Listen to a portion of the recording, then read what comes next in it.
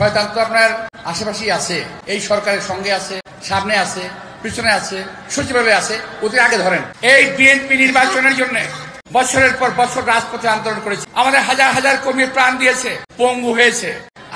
আমি 5 জন লোকের নাম বলতে পারি, কিন্তু আমি আমার অবস্থান থেকে আমি নামটা বলছি না।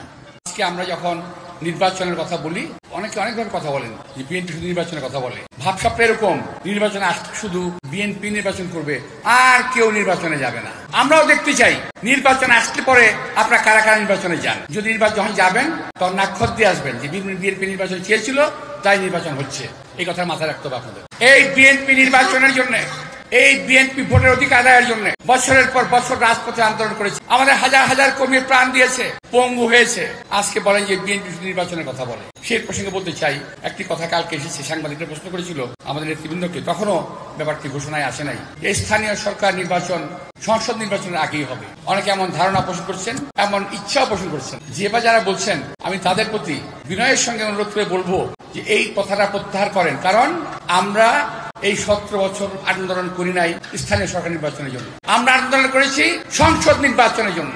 সুতরাং স্থানীয় সরকার নির্বাচনের কথা ভাববেন না, মাথায় আনবেন না। হবে, অবশ্যই হবে স্থানীয় সরকার নির্বাচন। কখন হবে? সংসদ নির্বাচন হয়ে যাওয়ার পর। হ্যাঁ, এখন যদি বলেন কেন হবে না, হবে না এই কারণে আওয়ামী লীগ গর্তের মধ্যে মাথা ঢুকেই আছে। এখন সুযোগ পেলেই তারা ছবল দেবে। স্থানীয় সরকার নির্বাচনের ঘোষণা হওয়ার সঙ্গে সঙ্গে তারা মাথা বের করে হাজির হবে। সবাই মাথা বের করবে, আওয়ামী লীগকে ওই সুযোগ দেওয়া যাবে না। সুতরাং যে কারণে আমরা আন্দোলন করেছি, যেই কারণে আন্দোলন করেছেন, আমি বলছি শুধু আমরা নই, যেই কারণে আন্দোলন করেছেন তাই জন্য কথা বলেন। আমরা আন্দোলন করেছি গণতন্ত্রের জন্য, কথা বলার অধিকারের জন্য, ভোটের অধিকারের জন্য, সংসদ নির্বাচনের জন্য। সুতরাং আমরা সে কথা বলেই যাব। এক নির্বাচন দিয়ে আর নির্বাচনকে কোনো পেঁয়াজ গোছের মধ্যে ফেলাই দিয়েন না। আবার আমার ধারণা এটা কোনো একটা অশুভ শক্তির খেলাধুলা হচ্ছে, আমার মনে হচ্ছে, আমার ভুল হতে পারে। অশুভ শক্তির কোন কার্যক্রম কর্মকাণ্ড আমরা এই দেশে বাস্তবায়ন হতে দেব না। আমরা এই সরকারকে, এই ডক্টর ইউনূস সরকারকে সার্বিক সহযোগিতা দিয়ে যাব একটি প্রপার নির্বাচন করার জন্য, একটি সঠিক ভালো নির্বাচন করার জন্য আমরা সহযোগিতা দিয়ে যাব। অপারেশন শুরু হয়েছে, অপারেশন ডেভিল হ্যান্ড, শুনেছেন না আপনারা? শয়তান শিকারের জন্য একটা কার্যক্রম শুরু করেছে, অভিযান শুরু করেছে আমাদের এই গভর্নমেন্ট। সাধুবাদ জানাই, ভালো কাজ করেছেন।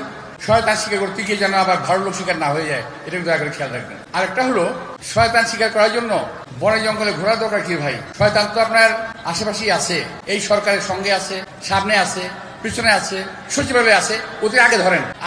আমি 5 জন লোকের নাম বলতে পারি, কিন্তু আমি আমার অবস্থান থেকে আমি নামটা বলছি না। আমাকে গোপনে বলে বলে দেবো আপনাদের, কিন্তু মাইকে আমি বলবো না। এই 5 জন লোকের মধ্যে 4 জন সচিবালয়ের ভিতরে অবস্থান করছে, 1 জন সচিবালয়ের বাইরে অবস্থান করছে। সবাই সচিব পর্যায়ের লোক। দয়া করে এই ধরনের লোকগুলোকে, এই ধরনের লোকগুলো শুধু সচিবালয় নয়, বাংলাদেশের প্রত্যেকটি জায়গায় আওয়ামী লীগ গত 17 বছরে সরকারের রন্ধ্রে রন্ধ্রে এই সমস্ত লোকগুলোকে বসিয়ে গেছে। গ্রামের ইউন অফিস থেকে ডিসি অফিস থেকে ঢাকার, যদি আপনি বলেন প্রত্যেকটা প্রতিষ্ঠানের মধ্যে এই ধরনের লোকগুলো বসে আছে এখন পর্যন্ত। সেটা পোশাকি প্রতিষ্ঠান বলেন, পোশাকবিহীন প্রতিষ্ঠানের কথাই বলেন, আপনারা নিশ্চয়ই বুঝতে পেরেছেন। একটা হলো পোশাকি প্রতিষ্ঠান, কয়েকটি আছে, আর্মি আছে, পুলিশ আছে, বিডিআর আছে, র্যাব আছে, এদের মধ্যে আছে এই ধরনের শয়তান। আবার সচিবালয়ের মধ্যে আছে এই ধরনের শয়তান, যারা এখন পর্যন্ত আওয়ামী লীগের পা চাটা গোলাম, তাদের পারপাস সাফ করে যাচ্ছে।